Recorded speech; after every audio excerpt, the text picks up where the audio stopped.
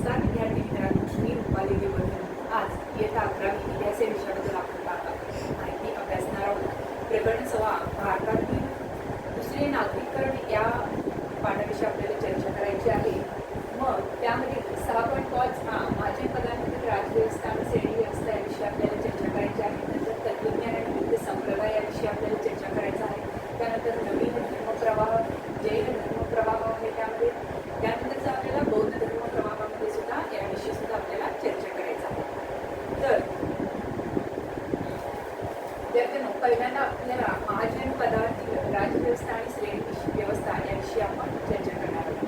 पहिल्यांदा राज्यव्यवस्था या मुद्द्याविषयी चर्चा करत असताना 5व्या पाठात आपण जनपदांच्या काळातील राज्याचे प्रकार दर्शवणाऱ्या राज्य म्हणा, स्वराज्य म्हणा, भोज्य, वैराज्य, महाराज्य, साम्राज्य आणि फार्मेशन अशा प्रकारच्या संज्ञांचा उल्लेख केला होता. या सर्व संज्ञांचा नेमका अर्थ समजणे कठीण असलं तरी राज्य आणि साम्राज्य संज्ञेचे त्यांच्या अनुषंगाने स्पष्टीकरण क्षेत्रपती, ब्राह्मण आणि कांत्याने सूत्र या ग्रंथांमध्ये दिलेलं दिसतं. म्हणजे त्यानुसार राजसूय यज्ञ करणाऱ्या राज्याचा अधिपती हा काय असतो? राजा असतो. आणि त्याच्या अधिपत्याखाली प्रदेश काय असतं? राज्य असतं. म्हणजे राजाने वाजपेयी यज्ञ केल्यानंतर साम्राज्य पदाची त्याला काय होते? प्राप्ती होते. आणि त्यांच्या अधिपत्याखालील राजाला काय म्हटलं जातं? साम्राज्य असं म्हटलं जातं. राजा हा नेहमीच काय असतो? साम्राज्य या श्रेष्ठ पदाचा काय असतो? राजा हा नेहमीच साम्राज्य या श्रेष्ठ पदाचा अभिलाषी असतो. म्हणजे राजा हे पद अर्थातच काय असतं? कनिष्ठ असतं.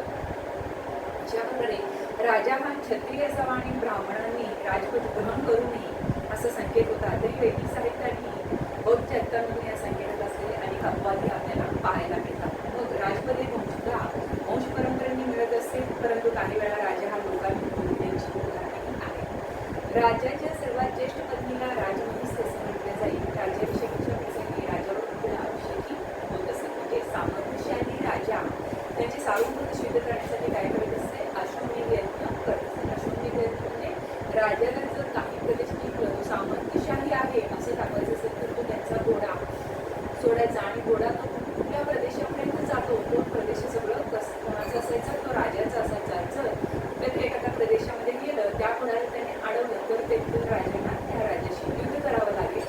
मग युद्ध केल्यानंतर राजा जिंकला तर ते राजाच्या सामर्थ्याखाली आलं. जर कोणाला तरी राजाने युद्ध करायचं नाही, आपल्या क्षेत्रात जर घोडा वगैरे आलं तर त्यांना काय व्हायचं आहे? त्याबद्दल काहीतरी उपहार वगैरे देऊन आपण त्यांचं मांडलिकच स्वीकार असं ते राजा त्यांना सांगत असतात. जसे महाभारत आणि रामायणमध्ये श्रीरामांनी अश्वमेध यज्ञ केलेलं होतं, याविषयी आपण माहिती पाहिलेलंच आहोत. अभिषिक्त राजाचा तत्वज्ञान त्यांच्या प्रजेवर काय असेल? संपूर्ण अधिकार असेल. प्रजेकडून किती कर वसूल करायचा हे राजा ठरवत असेल.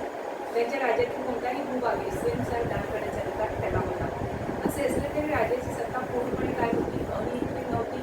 पुरोहित म्हणा, सेनानी म्हणा, अमात्य, ब्राह्मण इत्यादीच्या सगळ्यांनी राजा काय निर्णय घेत असेल. म्हणजे त्याकडे जनाची समिती आणि परिषद करत असेल. समिती आणि परिषदेत सर्वसामान्य जनांनी निर्णय घेऊन राजाला सत्तेवर घेण्याची उदाहरणे आपल्याला आढळतात. दुसरा महत्त्वाचा मुद्दा आहे श्रेणी व्यवस्था. राज्याच्या समृद्धीसाठी शेती, पशुपालन यांच्याबरोबर व्यापाराचे सुयोग्य नियोजन आणि संघटन महत्त्व असतं. म्हणजे जनपदांच्या समृद्धीमध्ये व्यापार आणि कारागिरांचा श्रेणीचा मोठा वाटा होता. या श्रेणीची विशिष्ट पद्धतीची रचना आणि कार्यपद्धती असेल.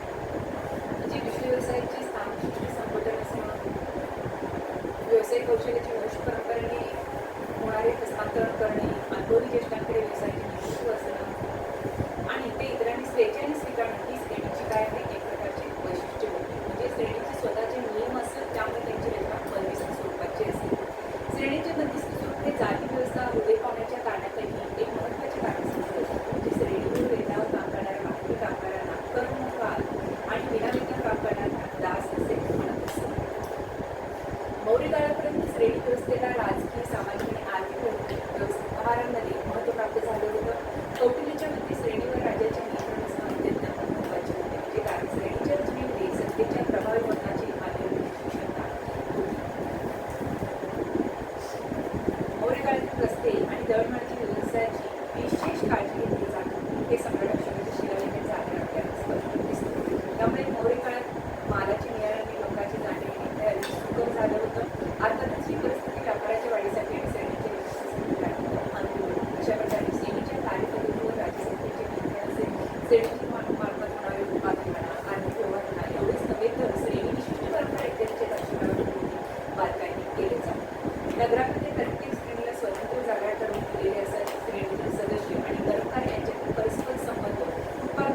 विक्री म्हणा, उत्पादन मालाची किंमत ठरवणे यासारख्या गोष्टींसाठी प्रत्येक श्रेणीच्या स्वतंत्र परंपरा आणि त्यावर आधारित असते. म्हणजे त्यामध्ये शासकीय प्रशासकीय ढवळाढवळ करत असते. त्यामुळे श्रेणीची स्वायत्तता अबाधित राहत असते. श्रेणीच्या संदर्भात एखादा निर्णय घ्यायचा असेल तर तो घेताना राज्य श्रेणीच्या प्रतिनिधीचा सल्ला घेत असतो. मग कारागिरांच्या श्रेणी प्रमुखास ज्येष्ठ किंवा जेटक असे म्हणत असतात. व्यापाराची श्रेणी प्रमुखास श्रेष्ठ किंवा सेफ्टी असं म्हटले जाईल. उत्पादन आणि व्यापार याखेरीज श्रेणी त्यांच्या निधीमध्ये समाजासाठी उपयुक्त कामही करत असतात, जे त्यामध्ये गरजूंना दान धर्म वापर करायला कर्ज देणे यांचा समावेश होतो. अशा प्रकारे श्रेणी व्यवस्थेविषयी आपण माहिती पाहिलेलो आहोत.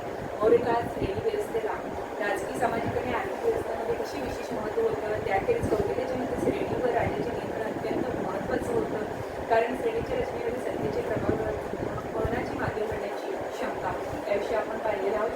याशिवाय मौर्य काळातील रस्ते कसे होते, दळणवळणाच्या व्यवस्थेची विविध काळाची घेतली जात होती हे सम्राटांच्या शिलालेखातून स्पष्ट दिसते. मग त्यामुळे मौर्य काळात मालाची ने-आण आणि लोकांची जाणे-येणे ज्ञानासाठी अधिक सुकर झालं होतं. अर्थातच ही परिस्थिती व्यापाराच्या वाढीसाठी तसेच श्रेणीच्या विकासासाठी कशी होती अनुकूल होती.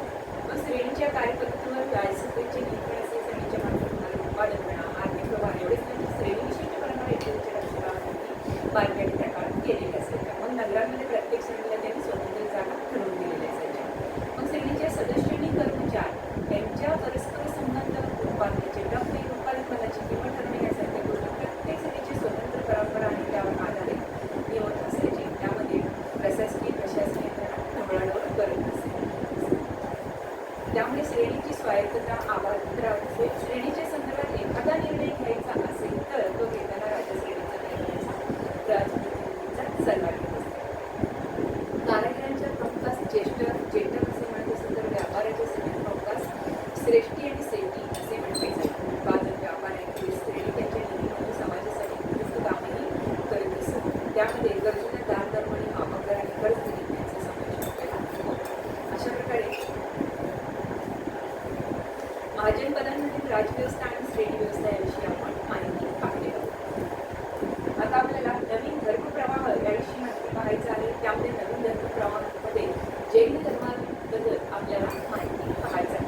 जैन धर्माला खूप प्राचीन परंपरा आहे. म्हणजे जैन परंपरेनुसार वर्तमान महावीर हे जैन धर्माचे 24वे तीर्थकार होते आणि ते 24वे तीर्थकार होते असे ते शेवटचे तीर्थकार होते. पाश्चिमात्य विद्यापीठात त्यांचे 23वे तीर्थकार म्हणून प्रसिद्ध होते. मग त्यांनी त्यांच्या आज्ञेला अहिंसा, सत्य, असते, अपरिग्रह या 4 प्रतिज्ञा त्यांनी दिलेल्या होत्या. महावीरांनी त्यांच्या आज्ञांना त्यांच्या जोडीला 5वी ब्रह्मचारी ही प्रतिज्ञा दिली आहे.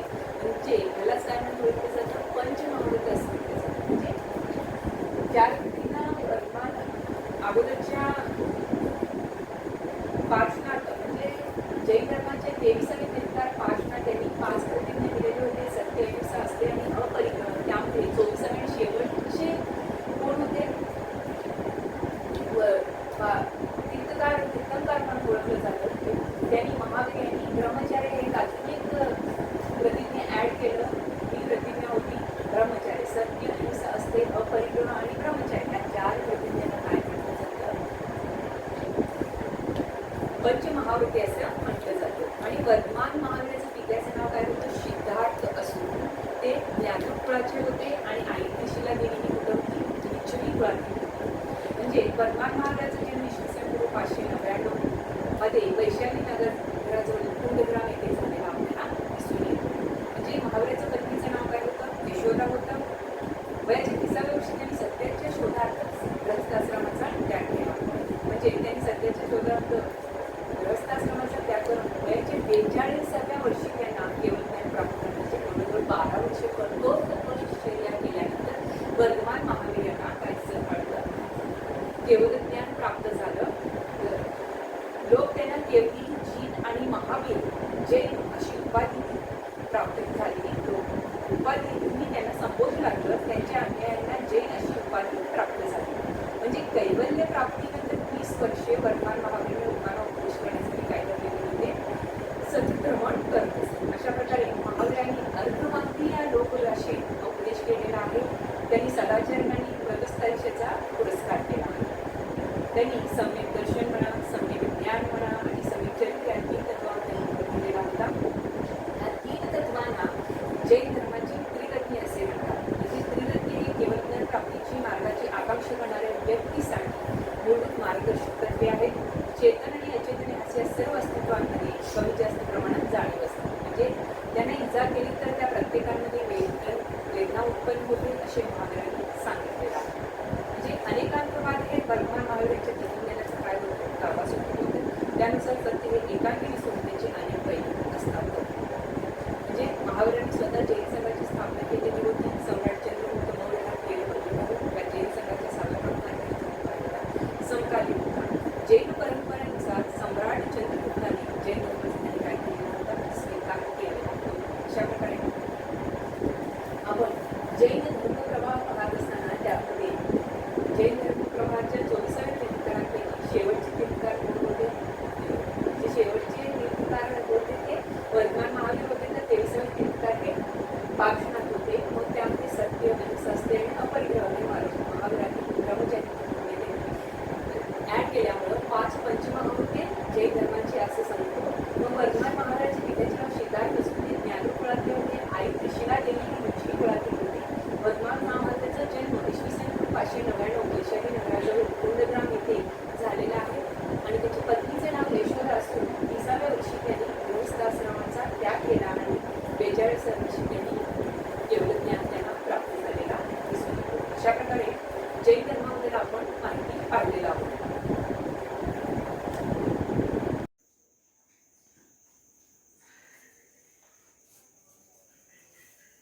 नमस्कार विद्यार्थी मित्रांनो, मी रुपाली देवरमणी. आता आपल्याला इयत्ता 11वी इतिहास विषयामधील प्रकरण 6 भारतातील दुसरे नागरिकीकरण या मुद्द्याबद्दल आपल्याला चर्चा करायचं आहे. तर त्यामधील बौद्ध धर्माविषयी आपल्याला माहिती पाहायचं आहे. बौद्ध धर्माबद्दल माहिती पाहत असताना पहिल्यांदा आपण गेल्या तासाला आपण जैन धर्माबद्दल माहिती पाहिलेलं आहोत. गौतम बुद्ध आणि वर्धमान महावीर हे काय होते, बौद्ध धर्म आणि जैन धर्माचे प्रमुख तीर्थंकर होते. ते दोघं समकालीन होते. एक प्रकारे गौतम बुद्धाचा जन्म नेपाळमधील लुंबिनी रुमिनदेई येथे इसवी सन पूर्व 563 मध्ये झालेला होता. म्हणजे गौतम बुद्धाच्या पित्याचं नाव काय होतं, शुद्धोधन असं होतं. तर आई ही काय होती, मायादेवी होती.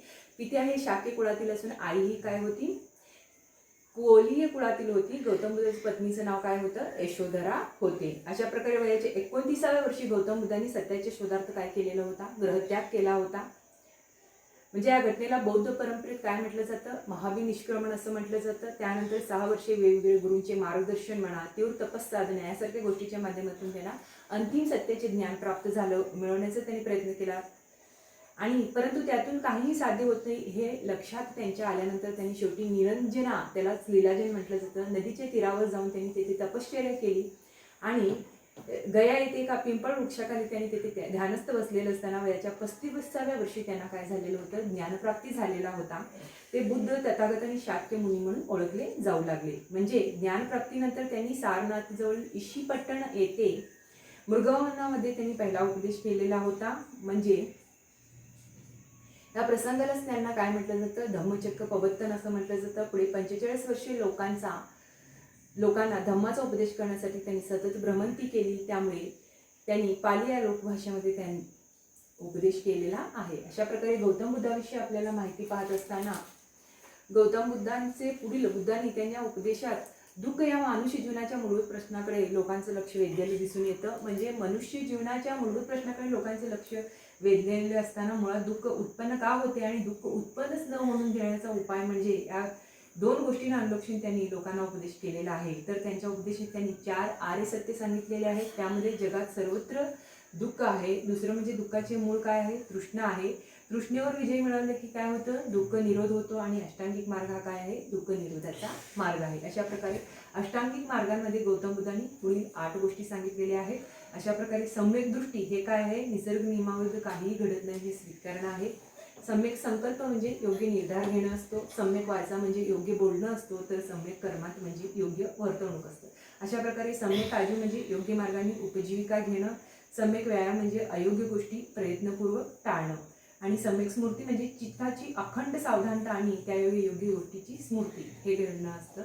सम्यक समाधी म्हणजे काय असतो, सुखदुःखाच्या पलीकडे अवस्थेमध्ये चित्त स्थिरावणे असतं. अशा प्रकारे अष्टांगिक मार्गालाच त्यांनी काय म्हटलेलं आहे, मध्यम प्रतिपद असं म्हटलेलं आहे. गौतम बुद्धांनी भिक्खूंचा संघ त्यांनी प्रस्थापित केलेला होता. बौद्ध धर्मामध्ये बुद्ध, धम्म आणि संघ यांना शरण जाण्याची संकल्पना महत्त्वाची आहे. या संकल्पनेलाच काय म्हटलं जातं? त्रिशरण असं म्हणतात.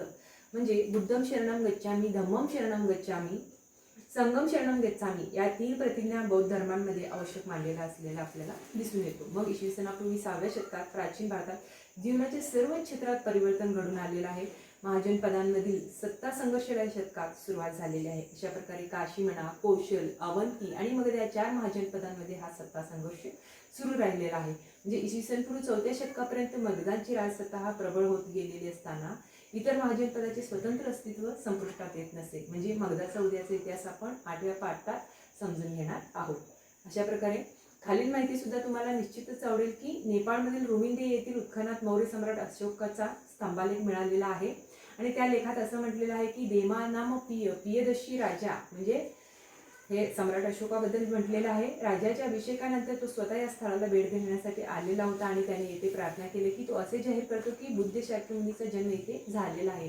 म्हणजे गौतम बुद्धाचा जन्म येथे झालेला आहे याचे स्मरण देणारा दगडी स्तंभ सम्राट अशोकाने उभा केलेला आहे. लोकांमध्ये या स्थळांप्रती आदरभाव निर्माण होण्यासाठी त्यांनी हे केले असून त्यांनी लुंबिनी ग्राम समृद्ध व्हावे यासाठी गौतम बुद्धाचं जन्मस्थळ लुंबिनी येथे त्यांनी समृद्ध व्हावे हेतूने त्यावरील कर त्यांनी माफ केलेला आहे. अशा प्रकारे गौतम बुद्धाविषयी आपण माहिती पाहिलेली आहोत. तर परत एकदा आपण बोर्डावर ह्याचं रिव्हिजन करणार आहोत.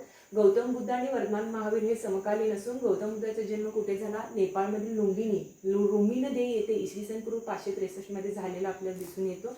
आणि पित्याचं नाव काय होतं? शुद्धोधन, हे शाक्य कुळातील होते. तर आई काय होती? मायादेवी कोल्हे कुळातील होती. आणि पत्नीचं नाव यशोधरा होतं. पुढे त्यांना एक पुत्र होतो. पुत्रांच्या जन्मानंतर तर ते ग्रहत्याग करतात. पुत्राचं नाव आहे राहुल म्हणून असतो. 29व्या वर्षी सत्याचे शोधार्थ त्यांनी ग्रहत्याग करून महाभिनिष्क्रमण ग्रहत्याग करतात. या प्रसंगाला काय म्हटलं जातं? महाभिनिष्क्रमण असं म्हटलं जातं. मग निरंजना नदीच्या काठावर गया येथे एका पिंपळ वृक्षाखाली काठावर ते बसलेले असताना त्यांना ज्ञानप्राप्ती होतं. वयाच्या 35व्या वर्षी त्यांना ज्ञानप्राप्ती झाली. बुद्ध, तथागत आणि शाक्यमुनी ओळखले जाईल. म्हणजे सारनाथ ईशीपट्टण येथे मृगवनामध्ये पहिला उपदेश झाला. ह्या प्रसंगाला काय म्हटलं जातं? धम्मचक्र प्रवर्तन असं म्हटलं जातं. अशा प्रकारे गौतम बुद्धाविषयी आपण माहिती पाहिलेला आहोत.